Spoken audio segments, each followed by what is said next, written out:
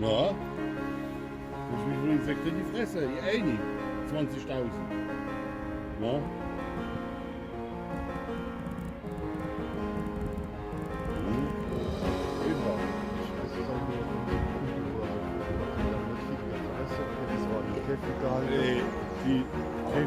Die fliegen nicht.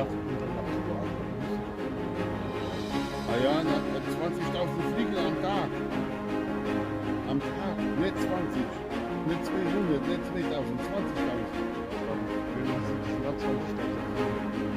Nee, der fliegt doch nicht, der braucht halt Energie. Der überliefert ja nicht draußen.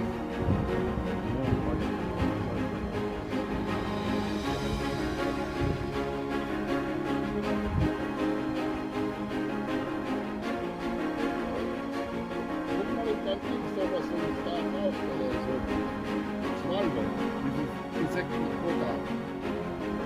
Staunen. Ich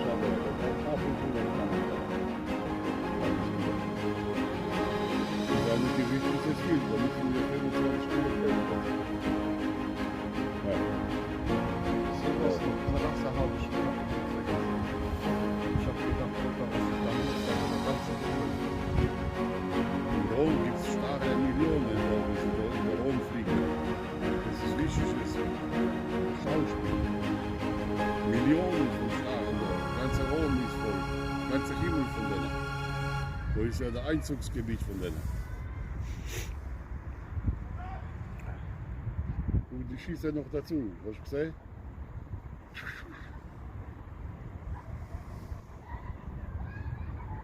Sieht aus wie so 3D-Lager, ohne Witz. Gut. Und die gehen wieder ab da. Die teilen sich jetzt. Kommen wir wieder zusammen.